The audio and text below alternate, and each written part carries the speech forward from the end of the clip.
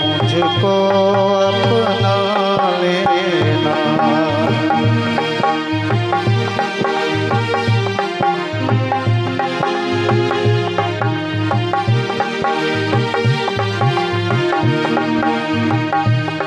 करुणा निधि नाम तेरा, करुणा दिखलाओ तुम। करुणा निधि नाम तेरा, करुणा दिखलाओ तुम। सोए हुए भाग्यों को हे नाथ जगाओ तुम। सोए हुए भाग्यों को हे नाथ जगाओ तुम। मेरी नाव भंवर डोले, मेरी नाव भंवर डोले, उसे पार लगा देना। गुरुदेव दया करके मुझको अपना लेना। गुरुदेव दया करके मुझको अपना लेना।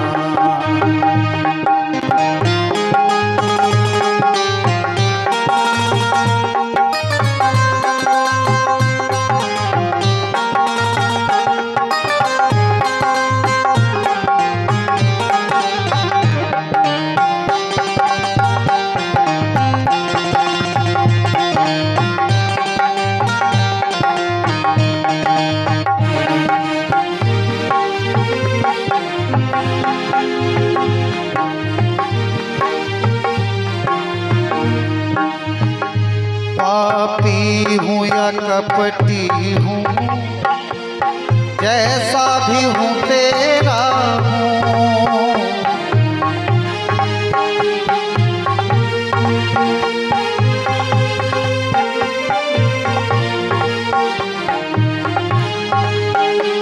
घर बार छोड़ कर मैं जीवन से खेला हूँ।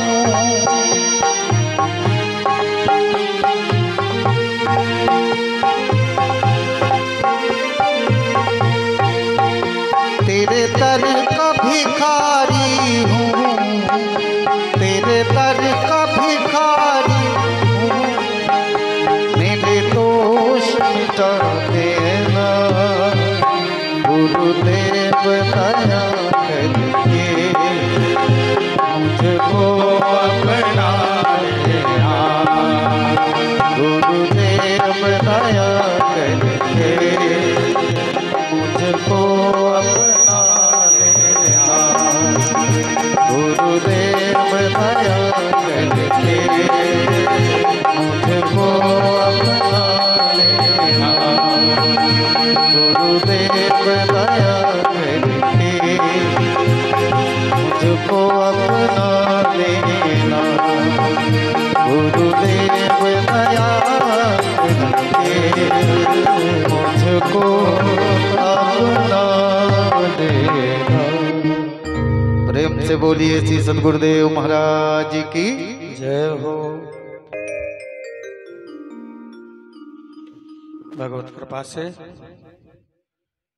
प्रतिवर्ष की भांति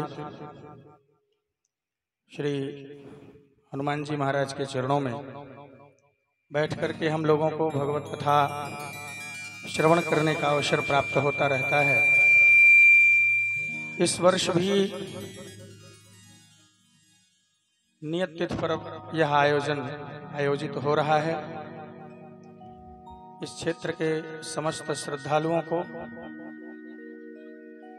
सादर अभिनंदन करता हूं और कथा के लिए, कथा श्रवण के लिए आहूत करता हूं। हम करने का अवसर प्राप्त होता है। हम लोग इसी स्थल से कथा कहना सीखे हैं। हमारे विश्व प्रसिद्ध प्रख्यात कथावाचक हमारे बड़े गुरु भाई आदरणीय सर्वेश प्रपन्नाचार्य जी महाराज भी इस कथा के उद्घाटन सत्र में उपस्थित हैं। मैं निवेदन करूंगा कि 2 शब्द हनुमान जी महाराज के चरणों में अपनी बात पुष्पांजलि समर्पित करने की कृपा करें।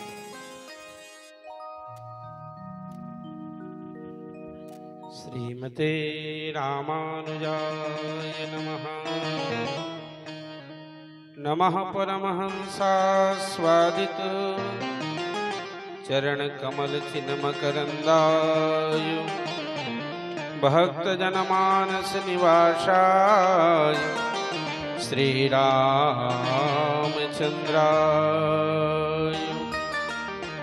गोत्रोपमन्यु कुलभूषण भागधेयम् श्रीकेशवार्य पद पंकज चंचरीकम् धन्यः सदैव निधिरामजमाप्तकामम् श्रीपद्मनेत्र चरणौ शरणं प्रपद्ये।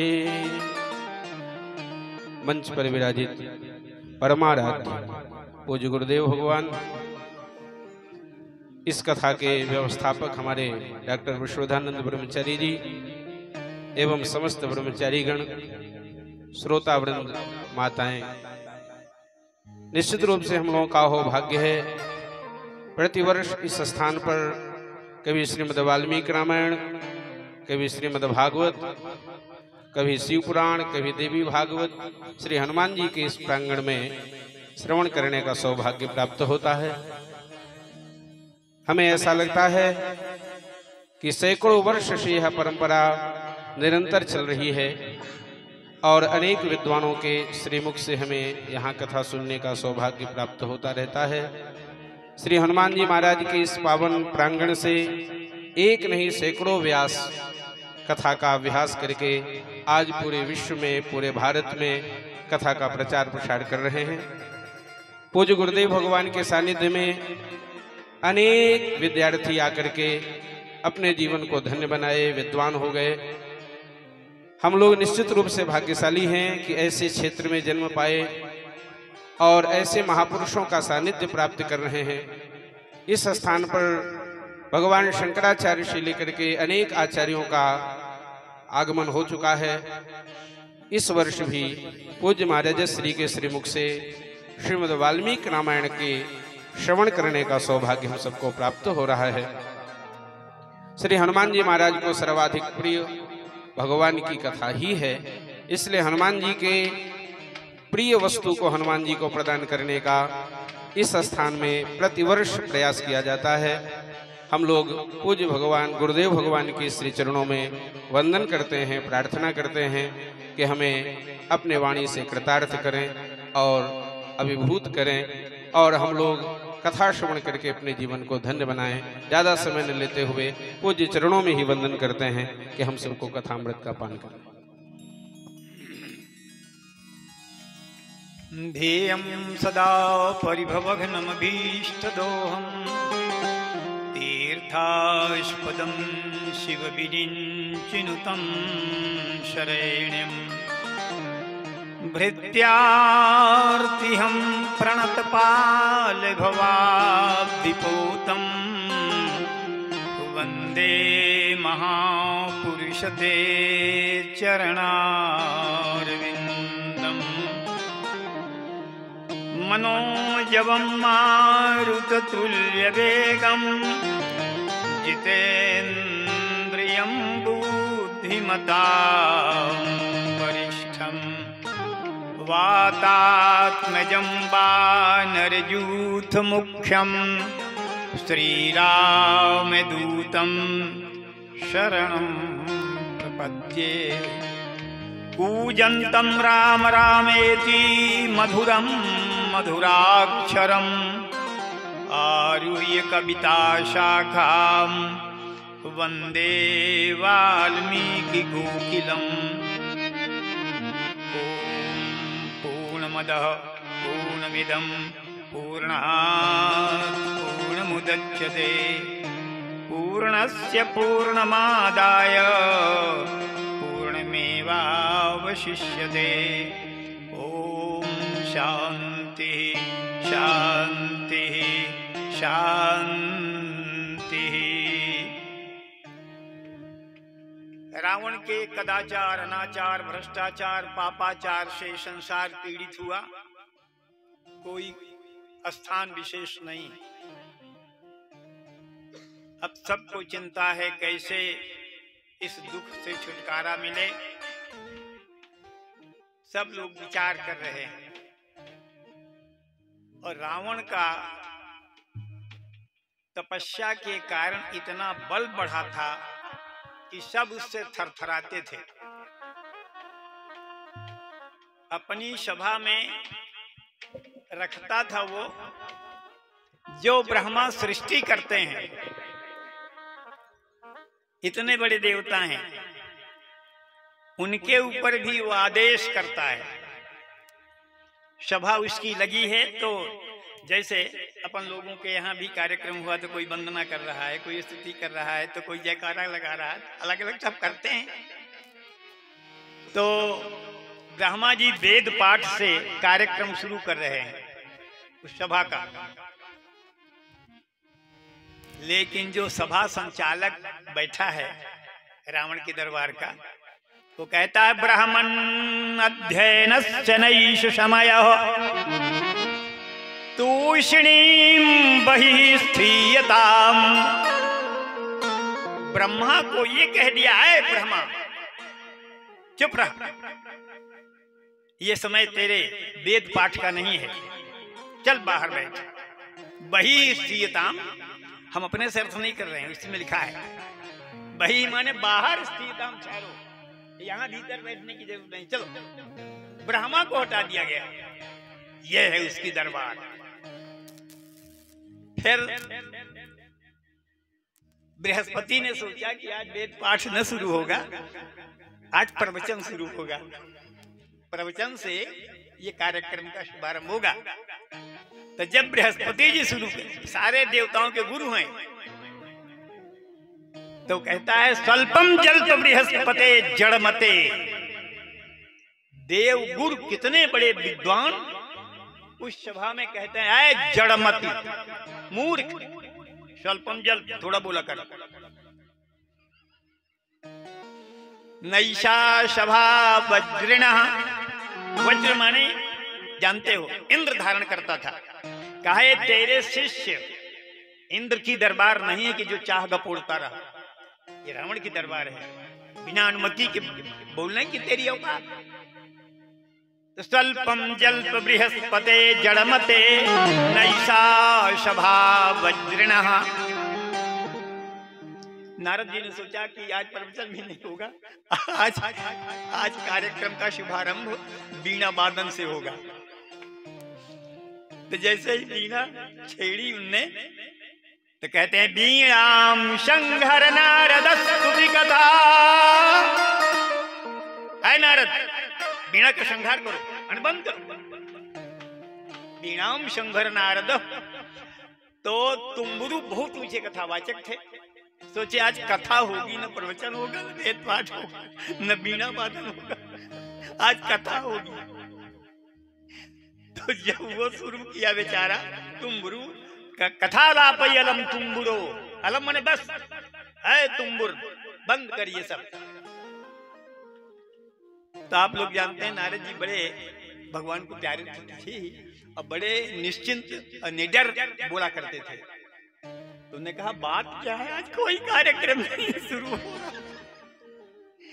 आज क्या बात है, कोई भी कार्यक्रम नहीं शुरू हो रहा है। तो उसको बताया गया, नारद जी को बताया गया, सीता रल्लक भल्ल भग्न हृदयो स्वस्थो न लंकेश्वर। लंकेश्वर आज स्वस्थ नहीं है, तो जिसके लिए कर किया जाता है वो स्वस्थ ही नहीं है, तो काहे को होगा। और क्यों अस्वस्थ है, सीता जी के रूप सौंदर्य को देख करके वो अपनी चेतना खोए बैठा। जो कभी भी ये पाप पूरा ही नहीं हो सकता, पर माने उसको सीता रल्लक भल माने लिखा है, सिंदूर का जो चिन्ह लगा हुआ है, तो संकेत ये किया बकाया ये है कि उनके मुख को देख करके वो अपने को संभाल नहीं पा रहा, सब बंद कर दिया गया।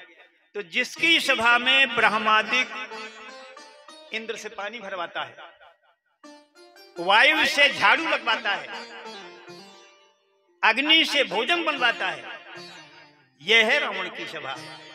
और उसका प्रताप, उसका ऐश्वर्य है क्यों? तब ऐसा था। ऊर्ध्वाहु नभो दृष्टि, ये जो तपस्विद है, कुछ देर तक आप लोग ऐसा हाथ करके देख लें कि कितनी देर तक कर सकते हैं। हिरण्याक्ष हिरण्यकशिपु लोग 1,20,000 वर्ष तक ऊर्ध्वबाहु और नभो दृष्टि ऊपर देखता हूं। तो जो इतनी कठिन तपस्या किए रहेगा तो क्यों संसार कर रहेगा उससे? मैंने उसने कोई साधना किया है, साधना का परिणाम है ये। तो जब ये स्थिति बनी, ब्रह्मा भी विचार करते हैं इसका पत्ता कैसे कटे, ये तो बड़ा प्रचार किए है, किसी का कोई भी गल नहीं रही है योजना। तो सोचते हैं कि बिना भगवान के प्रादुर्भाव हुए, उनके प्रकट हुए बिना ये संकट दूर नहीं हो सकता। अब भगवान का प्रादुर्भाव कैसे हो, समस्या है। ब्रह्मा की स्थिति बताया कि कब चल बाहर बैठ, ये कहा जाता है। तो कहा है ब्रह्मा बोल, मेरी भी मौत लिखा है तुमने? कहा सरकार, जिसका जन्म लिखते हैं उसकी मौत लिखना ही पड़ता है, उसकी मौत होवे करती है। ऐसा कोई नहीं कि जन्म हो मौत न हो। कहा तेरी औकात मेरी मौत लिखने की? बोल कैसे हमारी मौत लिखा है तुमने? तो कहा कि सार्वभौम सम्राट महाराज चक्रवर्ती दशरथ का विवाह कौशल्या नाम की लड़की से होगा, और उस कौशल्या नाम की लड़की से जो संतान पैदा होगी उसी से आपकी मौत होगी। क्या तेरी ये औकात लिखते नहीं की? अब घोर तपस्या उसने किया, तपय बल पर तो ये सब करते थे। तो तपस्या के द्वारा बल प्राप्त करके क्या वरदान लिया ब्रह्मा से? कहा कि दशरथ के वीर से कभी भी कोई भी संतान न हो, ये हमको वरदान चाहिए। अब आप ईमानदार व्यक्ति हैं तो स्वाभाविक है, जो आपका काम किया है उसकी मजदूरी आपको देना पड़ेगा। तो किसी ने तप किया है तो तप का फल जिसकी तपस्या उसने किया, जिस देवता की, तो उनको देना पड़ेगा। तो देना पड़ा 60,000 वर्ष चक्रवर्ती जी के कोई संतान न हुई थी कि वरदान दिए बैठा है वो रावण। ये स्थिति थी। मुख्य बात का ध्यान देना है कि कितना प्रतापी था तप बल पर। ये भगवान का प्रादुर्भाव रोक दिया कि जन्म नहीं लेने देंगे। लेकिन लिखितमपि ललाटे पुरुषतुम कह समर्था, जो लीलार में लिख गया ब्रह्मा के द्वारा उसको मिटाने की ताकत किसी में नहीं है। इसलिए स्थिति देखिए, वो वरदान लिए बैठा है कि न हो। 60,000 वर्ष बीत गए, उनको क्षोभ भी नहीं हो रहा था। अब बिना किसी क्षोभ के व्यक्ति प्रयत्न भी नहीं करता। जैसे कोई कहते चलो हटो, बजाते नहीं बनता, चले आए, तो आप लाख प्रयास करेंगे कि हम इसको सुना देंगे कि हम सीख गए, ये करोगे ना। तो जब ये हुआ तो स्थिति बनी। एक दिन चक्रवर्ती जी बता कि इसके पहले उनको उद्वेग नहीं हो रहा है कि हमारे बेटा नहीं है। कई इसमें कथाएं दी हैं। एक तो कथा है कि बड़े प्रातः अब की रईसी है कि हम भीतर नहाते हैं। भीतर नहाने का कुछ परिस्थिति भी है। जब कोई स्नान के लिए नदी तालाब चल देता था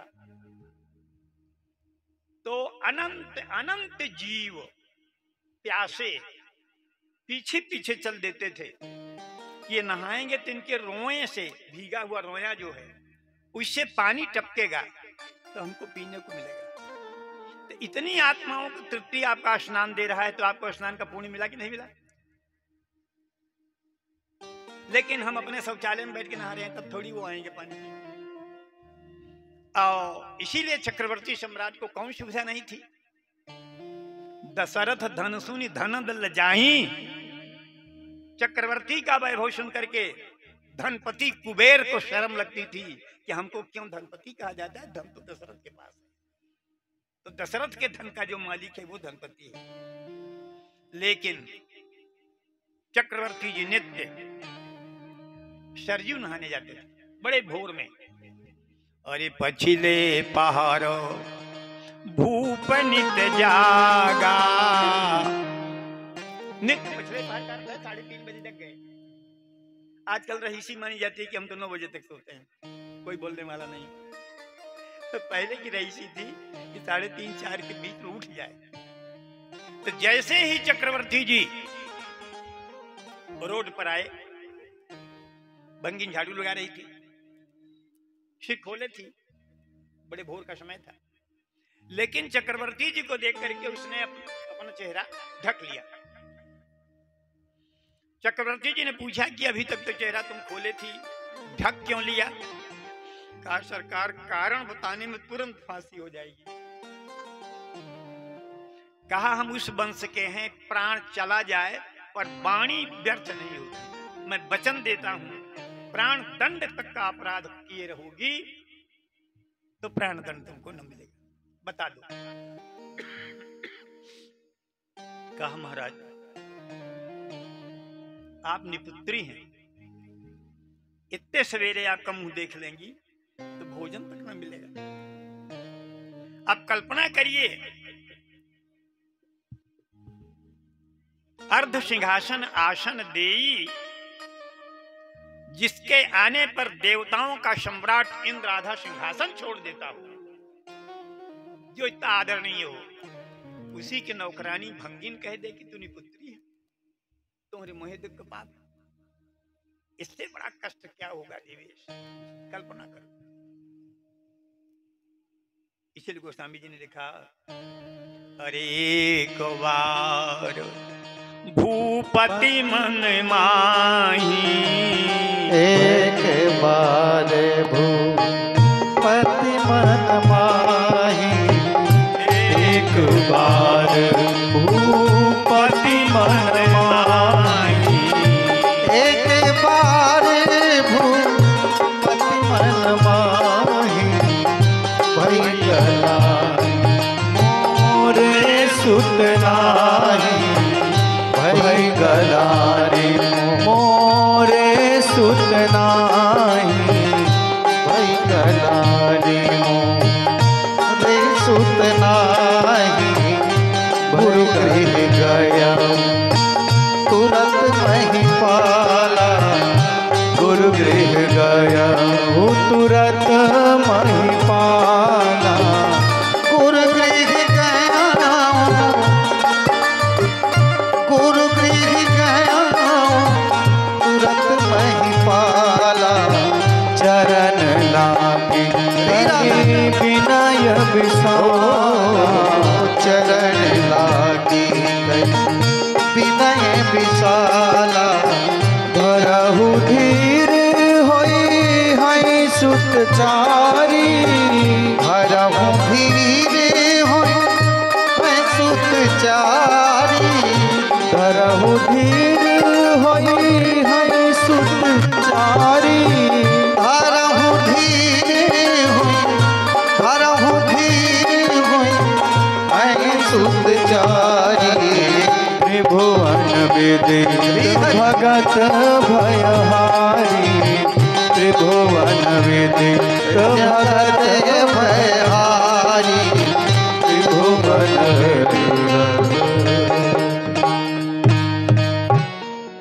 देखिए, जब कोई गिलानी होती है तो हम लोग इष्ट मित्र तमाम के पास दौड़ते हैं। कितने बुद्धिमान सम्राट दशरथ जी हैं, गिलानी हुई तो किसी और के पास नहीं गए, गुरु गृह गए, चरणों में पड़कर प्रणाम करके प्रार्थना करते हैं। उन्होंने कहा धीरज धरो, कहा महाराज 60,000 वर्ष से धीरे धरे बैठे। अरे थोड़े समय की बात हो, ठीक है, इतने हजार वर्ष। फिर दूसरी कथा है कि जब तक व्यक्ति को किसी के पाने का उद्वेग नहीं होता तब तक वो वस्तु मिलती नहीं, खासकर परमात्मा। खासकर परमात्मा जब मिलन की इच्छा होती है, क्रिया कोई नहीं, मिलन की इच्छा, और वो इच्छा उत्कट इच्छा हो तो परमात्मा मिल जाता है। तो स्थिति क्या बनी, गुरुआइन जो अरुंधति जी हैं, वशिष्ठ जी महाराज से कहा आप गुरु हैं, आपको चिंता नहीं है, चक्रवर्ती जी का वंश जा रहा है, आप कुछ करते नहीं हैं। वशिष्ठ जी ने कहा करें क्या, उनकी लालसा अभी नहीं है। लालसा क्योंकि वशिष्ठ को ज्ञात है कि इनके यहाँ ब्रह्म को आना है, परमात्मा को आना है, अब वो लालसा होने पर ही आता है, किसी क्रिया के द्वारा नहीं आता। प्रबल इच्छा हो तब मिलता है, आता है। तो कहा इच्छा ही नहीं है उनकी अभी। इच्छा देखिए, जब वो कोई ठोकर लगता है तब ना फिर उधर मन जाता है। इसीलिए एक बार भूपति मन माही भाई गिलानी हुई उस कांड से। तो अरुंधति जी ने, गुरुआइन ने कहा अच्छा इच्छा हम पैदा कर दें और पुत्र पैदा कर दें। कहा हाँ, तो तुम पहले अपना काम करो फिर हम कर देंगे। एक दिन अपने छोटे से नाती को लेकर के गई राजभवन, और नाती को सिखा रखा है कि कुछ देर में तुम खूब तेज से रोने लगना।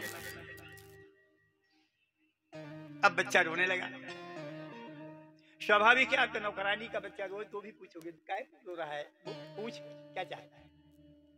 और गुरुआइन का लड़का रोए कोई पूछे ना। अरे 7.5 सही करा रानी, 7.5 रानियां तुरंत कहने लगी माता जी आज्ञा करिए, ये क्यों रो रहे हैं। अरे कहा बच्चे हैं रोते हैं, क्या पूछना है।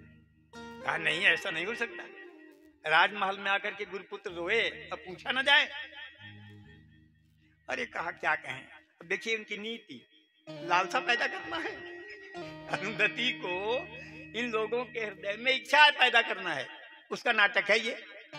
कहा ये रो रहा है कि जय दिन चक्रवर्ती जी हैं उतने दिन तक तो हमारे पिता की पुरोहिती चलेगी, जजमानी चलान चलेगा, तो जब चक्रवर्ती जी न रह जाएंगे तो हम किसके पुरोहित बनेंगे, क्योंकि बनता ही नहीं। पूरा रनिवास, अयोध्या की सारी प्रजा, सारी महिलाएं, वो आर्तनाद किया, ऐसा करुण क्रंदन किया। महाराज की रानियां कहती हैं लाल पीला हो चाहे ना होता, संसार है, जाने कितने के वंश नहीं चलते, पर हमारे गुरुजी के लड़के को इतना दुख है, लड़का हमारे नहीं है और दुखी हमारे गुरुपुत्र हैं। तो इतनी प्रबल इच्छा जागृत हुई कि हे प्रभु अब तो एक पुत्र होना चाहिए। अब मैंने बताया कि वशिष्ठ जी ने ही कहा लालसा उत्पन्न कर दो, पुत्र उत्पन्न कर देंगे। तो जब लालसा हो गई कि मोरे से तो नहीं, अजो मैंने कहा कि ठोकर लगने पर ध्यान जाता है। महाराज चक्रवर्ती जी हमेशा इंद्र के दरबार में जाते थे, तो जब वहां से उठ के चल दिए तो इंद्र ने नौकरों से कहा वो स्थान धुल दो। निकुत्री यहां बैठे थे, स्थान अपवित्र हो गया। इनका कोई आयुध छूट गया था तो तुरंत लौट पड़े कि ले ले अपना। तो देखे धुलाई हो रही थी, पूछा ये क्या कर रहे हो। कहा देखिए बुरा न मानिएगा, आप निपुत्री हैं, अपवित्र हैं, आप यहाँ बैठे थे इसलिए इसको शुद्ध करा रहे हैं। ये थोड़ा सा आप मान देवे, इस कल्पना करो कि मेरे बैठे से स्थान अपवित्र हो गया, मैं इतना भागी हूं, इसलिए भी गिलानी हुई।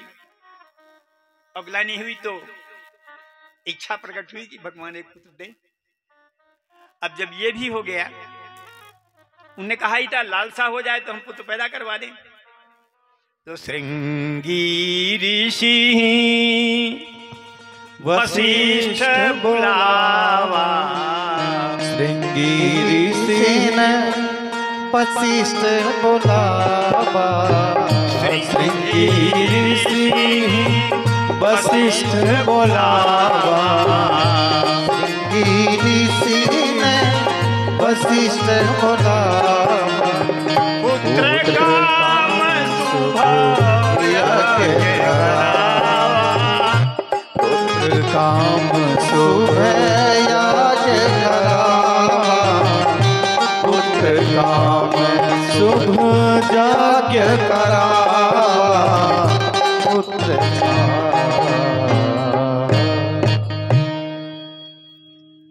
यज्ञ करवा करके पुत्र पैदा करवाया। अच्छा, अब देखिए, ध्यान दीजिए, रावण वरदान मांगे है कि इनके तेज से, वीर से संतान उत्पादन ना हो। तो गुरु ने कैसा बढ़िया समाधान कर दिया कि वीर से संतान उत्पादन की प्रक्रिया हटा दिया। इसीलिए वहां की जनकपुर की नारियां मजाक करती हैं, खीर खाए सुत पैदा करती, पति नहीं कर कुछ कामा। तो खीर खवा करके गुरुदेव जी ने गर्भ धारण करवा दिया, पुत्र पैदा करवा दिया। तो रावण ये जब जानता है, हाँ, चक्रवर्ती की यह शादी होना था दशरथ जी महाराज की कौशल्या से। तो करते क्या हैं, स्थिति ये बनी, रावण को ये जब पता चला कि कौशल्या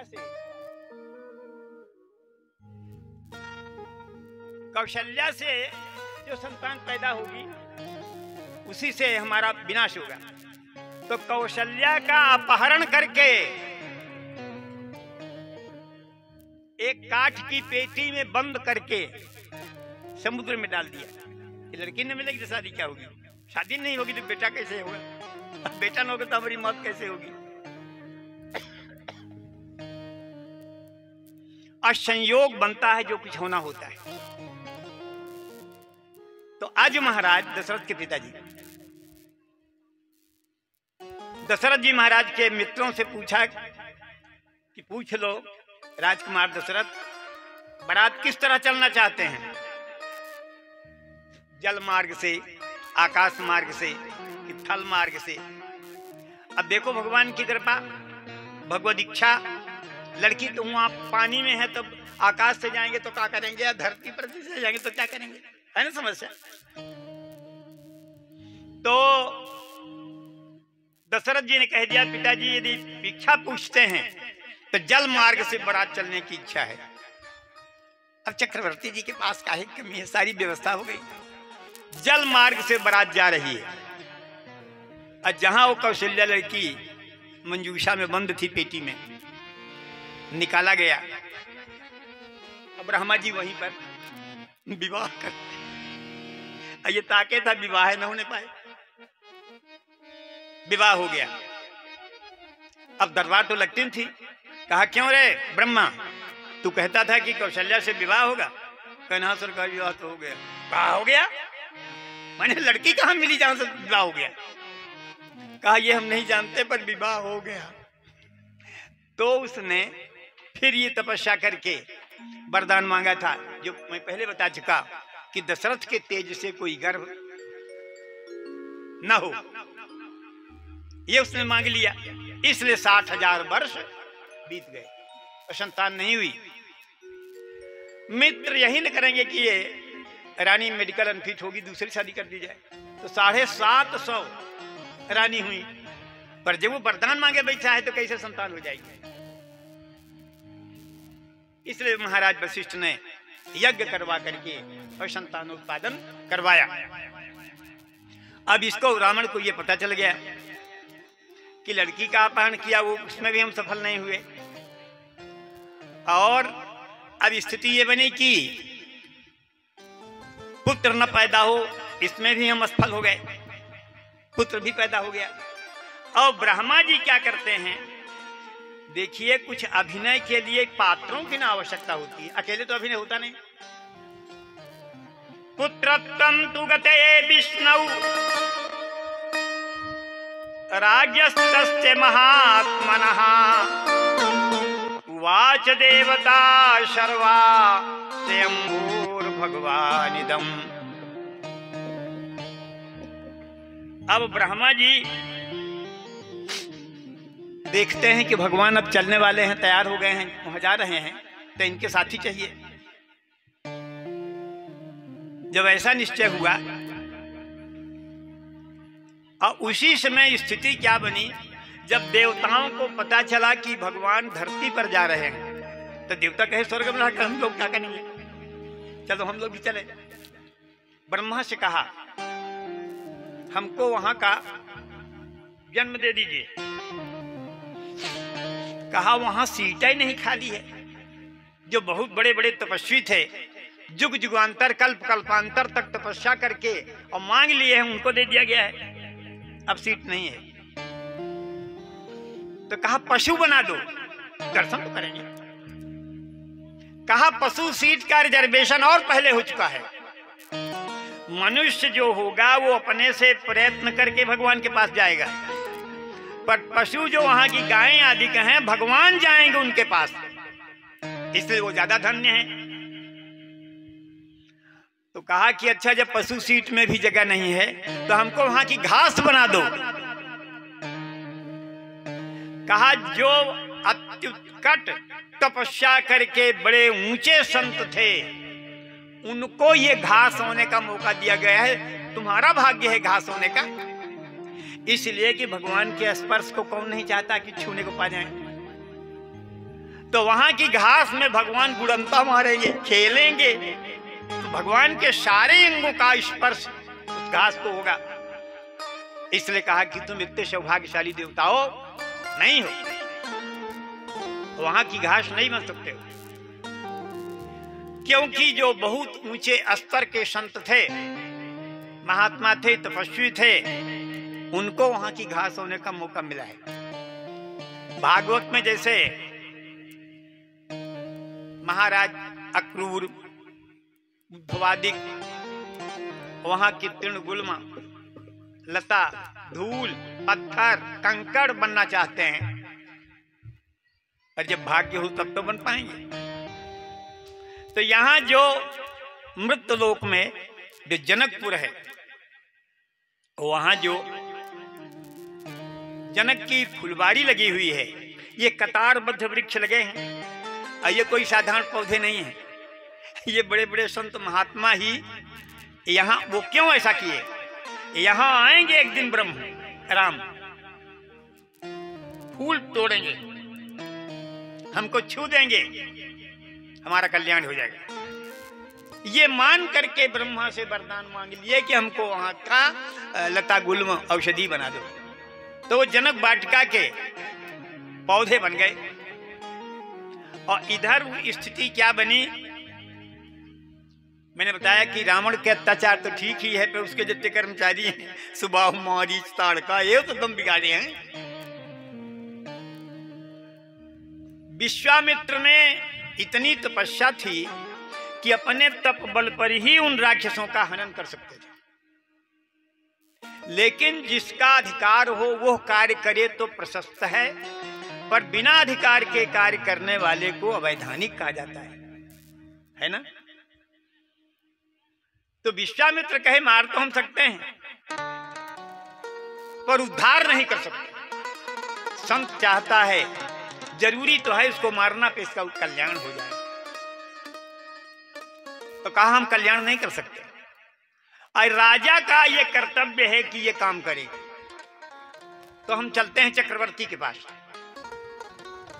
उनसे निवेदन करेंगे कि आपका काम है, हम करेंगे तो हमारा भजन नष्ट होगा, और जिसका अधिकार है उसके करने पर कोई भी भजन में क्षति बाधा न होगी। तो महाराज विश्वामित्र जाते हैं चक्रवर्ती जी के यहाँ।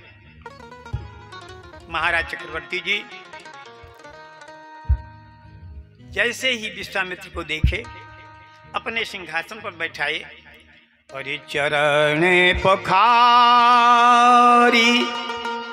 कीन आदि पूजा चरण पखारी कीन अति पूजा चरण पखारी कीन अति पूजा चरण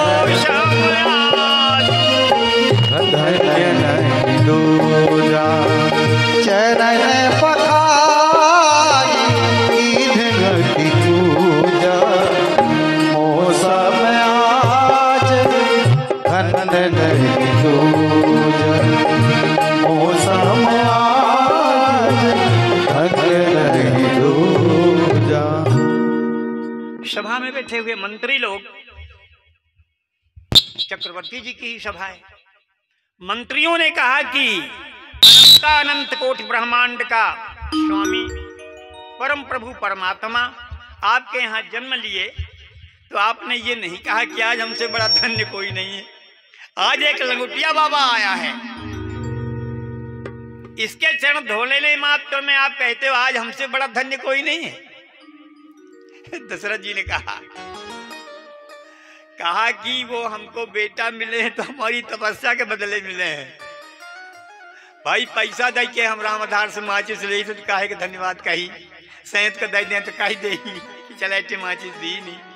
तो जब मेरी तपस्या का ये फल है तो हम क्यों कहें कि आप बहुत अच्छा किए। लेकिन विश्वामित्र को हम बुलाने नहीं गए, ये स्वयं कृपा करके आए, हमसे सेवा ले लिए। इसलिए कहता हूं आज हमसे बड़ा धन्य कोई नहीं। मौसम आज धन्य नहीं दिया। सेवा सत्कार हुआ, कहा कि आज्ञा करिए, क्या सेवा करें। अब महाराज विश्वामित्र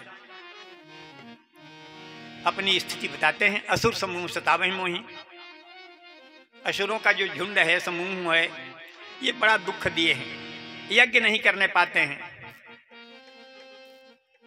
तो दशरथ जी ने कहा कि अभी हम में सामर्थ्य है, अपने पास सेना है।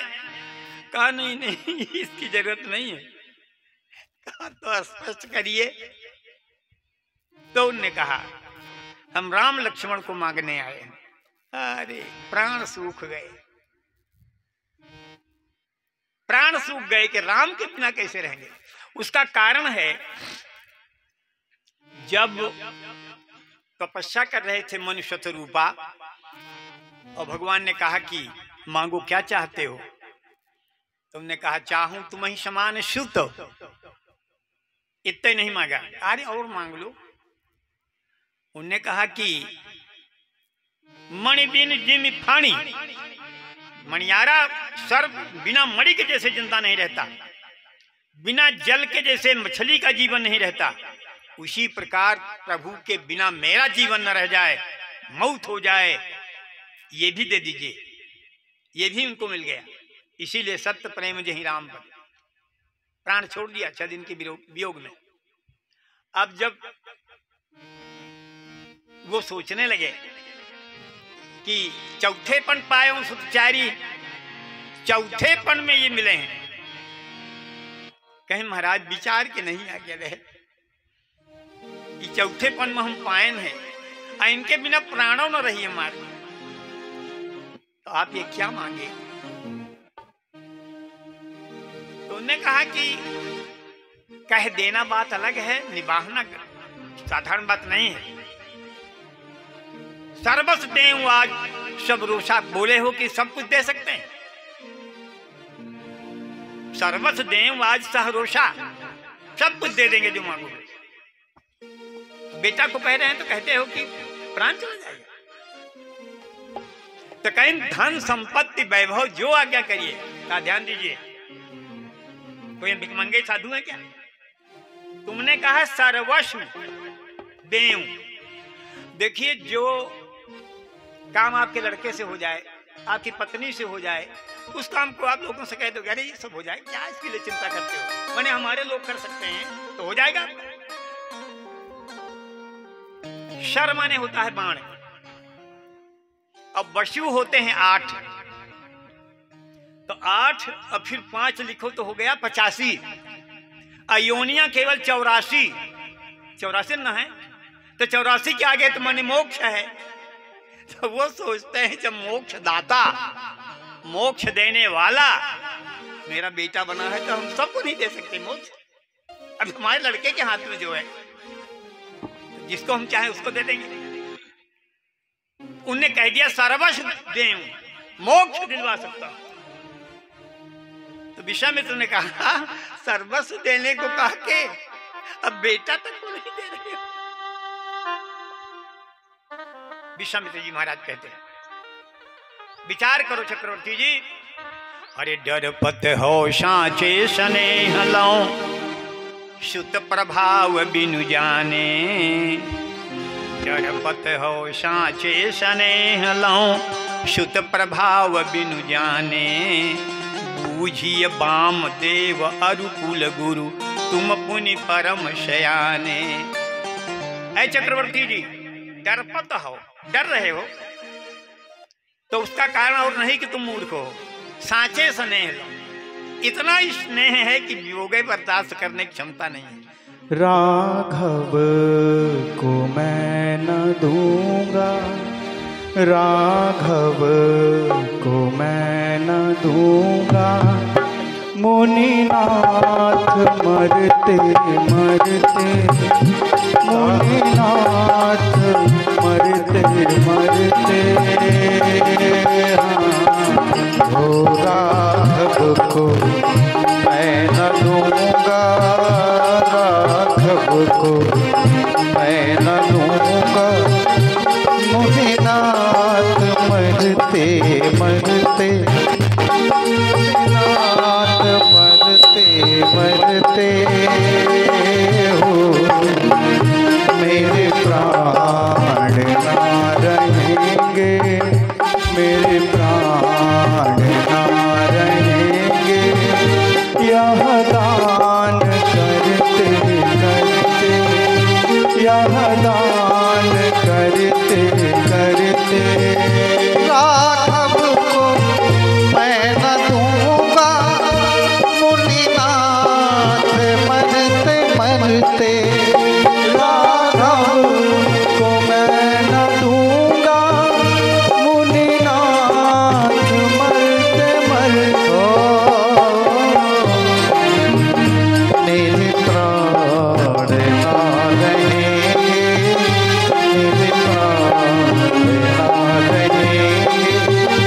यह दान करते करते, यह दान करते करते।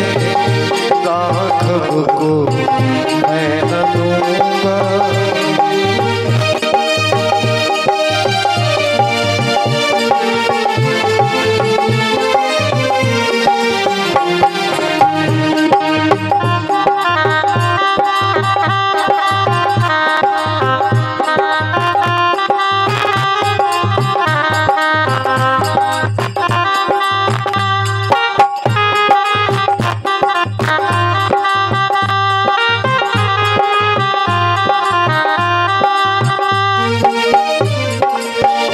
जल के बिना कदाचित मछली शरीर धारे। जल के बिना कदाचित मछली शरीर धारे। पर मैं न जी सकूंगा इनके बिना निहारे। पर मैं न जी सकूंगा इनको बिना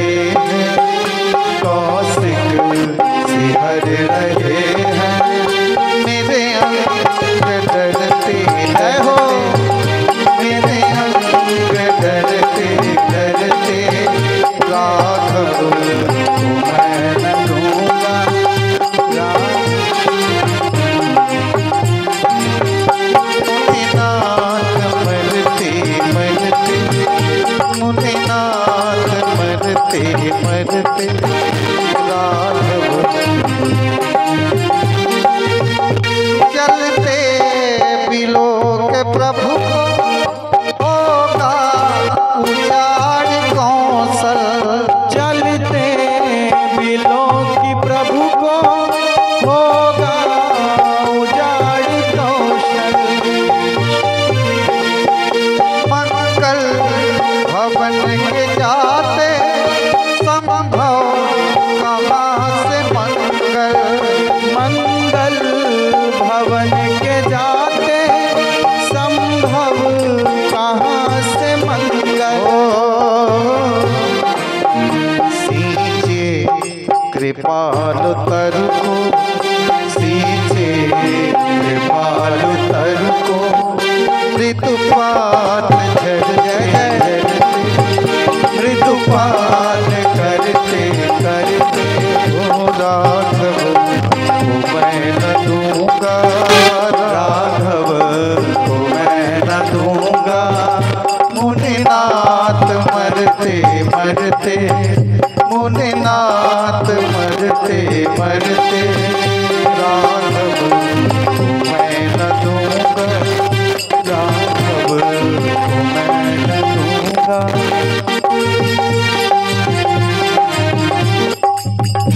लड़के हैं राम लक्ष्मण कैसे करें लड़ाई।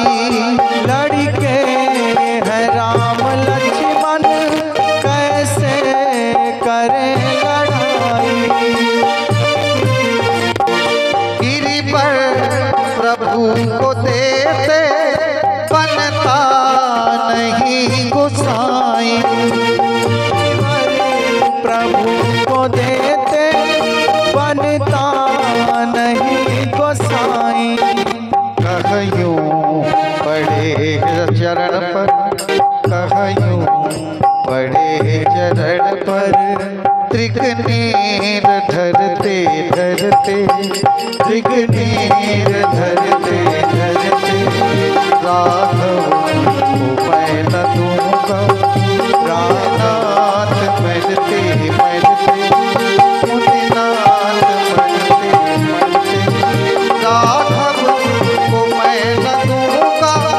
मुनिनाथ मरते मरते, राघव को मैं न दूंगा। मुनिनाथ मरते मरते। निज द्रोण लगे, निज प्राण लगे, यह तान करते करते, यह तान करते करते, राघव को मैं न दूंगा। मुनिनाथ मरते मरते, मुनिनाथ मरते मरते, मुनिनाथ मरते मरते।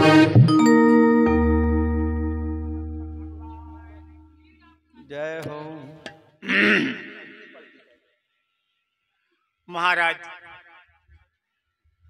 ब्रह्मा विचार करते हैं भगवान जा रहे हैं, उनके सहयोगी लोगों को भेजना चाहिए। और देवता कह ही रहे हैं कि हमको मृतलोक भेज दीजिए। तब ब्रह्मा ने बताया उनसे, जो कह रहे हो पशु बना दो, पक्षी बना दो, घास बना दो, कहीं जगह नहीं है, सब कब्र हो चुके हैं। कहा एक सीट खाली है। कहा यदि मृतलोक पहुंचना है तो बानर तनुधारी हरिपद से बहु जाए। बानर शरीर खाली है तो बानर योनि में जा जा करके भगवान की सेवा करो, वहीं गुंजाइश है।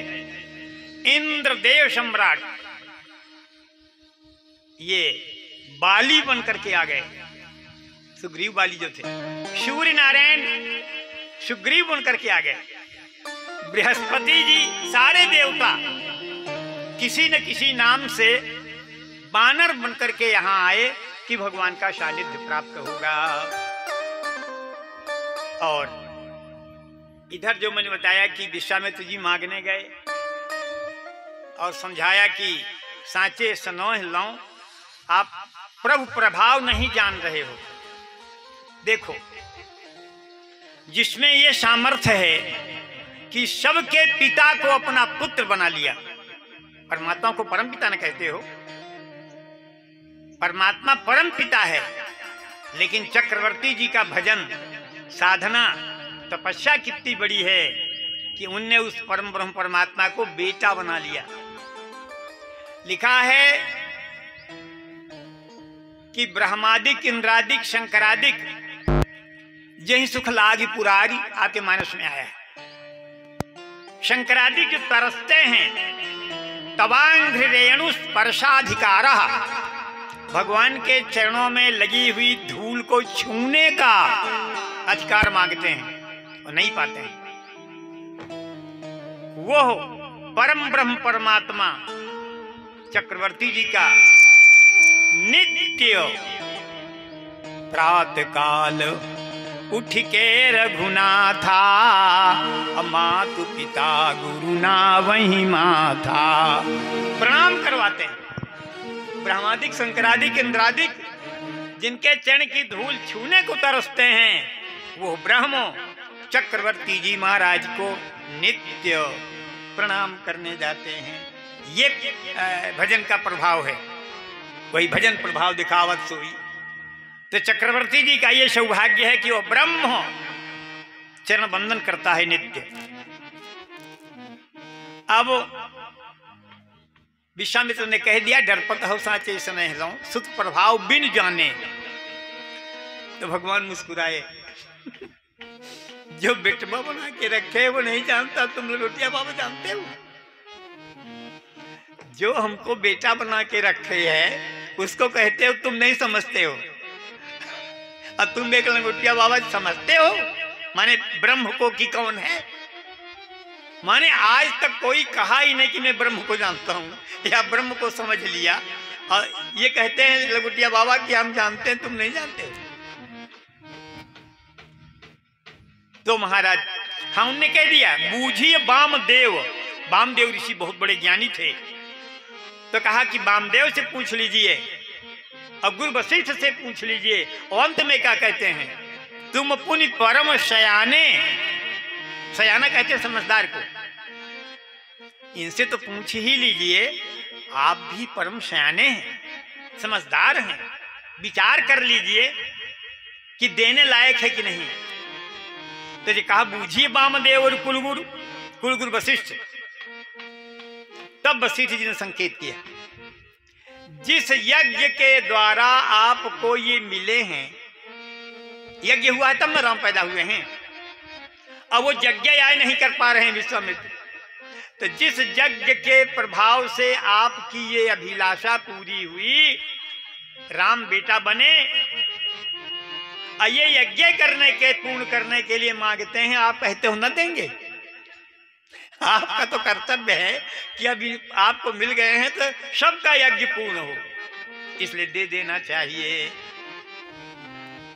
दूसरी चीज, आपके वंश का इतिहास है, प्राण जाई बर वचन न जाई, वचन दे चुके हो सर्वस्व देऊं आज सारूषा, अब कृपणता कर रहे हो, दे दीजिए। अब महाराज चक्रवर्ती जी विचार करते हैं कि गुरु जी का भी अनुमोदन है कि दे देना चाहिए, उचित भी सिद्ध कर दिया कि दे देना चाहिए। सौंपे भूपरि सिंह सुता बहुविधि देई आशीष। देखिए, बिना प्रणाम के आशीर्वाद नहीं देना चाहिए।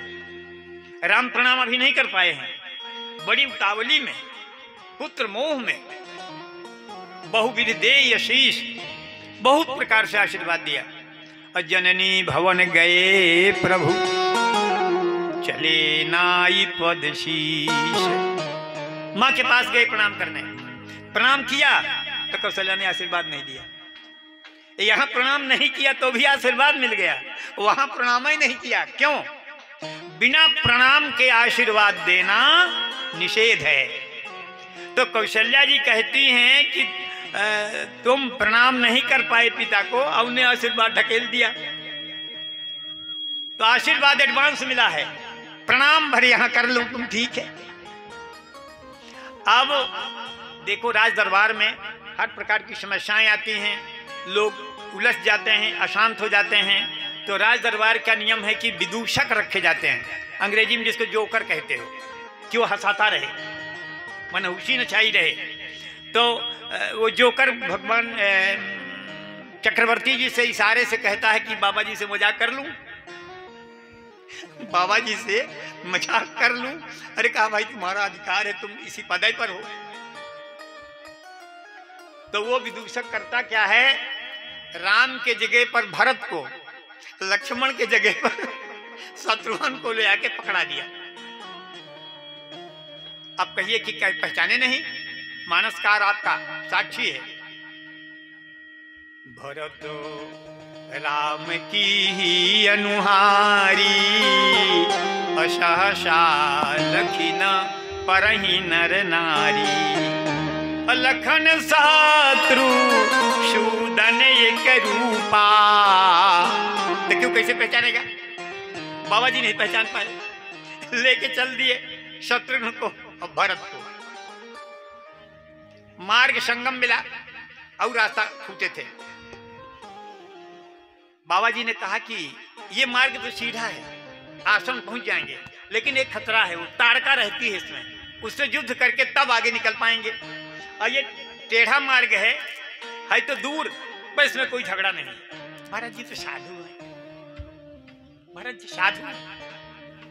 उन्होंने कहा गुरु जी झगड़ा लड़ाई का ठीक मार्ग नहीं है, चलो इससे घूम के चलेंगे, थोड़ा चक्कर चलेंगे, लड़ाई झंझट नहीं ठीक है। तब बाबा जी सनक गए कि वही के मरवावे खातिर निकल रहे हैं, लड़ाई झंझट की जरूरत नहीं, समझ गए। अब पहचान क्या थी, कौस्तुभ मणि। सब भगवान के जो दूत हैं उनको भी चार भुजा, शंख चक्र गदा पद्म सब रहता है भगवान के दूतों के, इससे पहचान नहीं होती कौन भगवान है। कौस्तुभ मणि जो रहती है ये केवल भगवान के पास रहती है, बकाया सृष्टि में कोई नहीं जो कौस्तुभ मणि को रखता हो। तो कहा कौस्तुभ मणि नहीं है इनके गले में, ये भगवान नहीं। लपटाई के ले आए तो विदुषकवा कहता है कि कहीं के हमका वो वाला जोड़ा दीजिए, तो कहीं इनका छोड़ा, कहीं की घुमा फिरा पुण्य पकड़ा दे ही नहीं इनका, लपटा पकड़ा के फिर पकड़ा देवे कि ये यही राम लक्ष्मण। अब तब राम लक्ष्मण को विश्वामित्र पाए, लेके चल दिए। अब राजकुमार किला से कहीं बाहर जाते नहीं थे, आज बाहर निकले हैं तो बड़ी अपार खुशी राम जी और लक्ष्मण जी को है कि देखने को मिल रहा है। तालाब मिला, तालाब पहुंचते ही पैठत सरनी शिलनी चढ़ी चितवत, खग मृग बन रुचिराई। सादर सभय सप्रेम पुलक मुनि, पुनि पुनि ले तो बुलाई। भगवान देखे खूब कमल खिले, घुस गए तालाब में, कमल के फूल तोड़ तोड़ करके दें और लक्ष्मण जी उनको संभाले। तो बाबा चले जा रहे थे अपना दाढ़ी फटकारते, मुड़ के देखे कि तो तालाब में घुस गए। बैठा तो सरनी, अरे भागो भागो वहां मंगर रहता है। तब भगवान कहते हैं लक्ष्मण से, कहीं हमारे बाप को कहते थे तुम नहीं समझते हो, हम समझते हैं। तुम नहीं समझते हो, हम समझते हैं। ये खूब समझते हैं कि सारे ब्रह्मांडों के अधिपति, सर्वकर्ता, नियंता, वो का मंगर खा ली, कहा लागा भाग्य वाले मंगर खा ली। ये बहुत समझदार है, हमारे बाप का भी सब कह रहे हैं। तो पैठा तो सारानी शीलानी आगे बढ़े। अब पहाड़ों में काहे के जा राजकुमार, वहां गए तो हिरणों का उदकना फुदकना देखे, जंगली जानवरों को देखे, तो बड़ी बड़ी शिलाओं में चढ़ जाएं कि इनको खूब देख लें। तो पैठा तो सारानी शीलानी चढ़ी चितवत, खग मृग वन ये सब निहार रहे भगवान। सादर टटक की हिम्मत नहीं है कि डांट नहीं, सादर आदर पूर्वक, सादर सभय अडराना हो, इनको खतरा ना हो जाए। सादर सभय सप्रेम पुला की मुनि, और पुनि पुनि ले तो बुलाई। भाग जावा कौन जानवर है, शेर खा लेगा। अब भगवान को यही हंसी आती है कि हमारे बाप को कहते थे तुम नहीं समझते हो, हम समझते हैं। ये इतना समझ रहे हैं कि ब्रह्म को शेर खा जाएगा कि मंगर खा जाएगा। गए ताड़काश बाहु आदि का संहार किया। महाराज का यज्ञ पूर्ण करवाया। यज्ञ जब पूर्ण हो गया, देखो संयोग बनता है, तो महाराज विजयराज के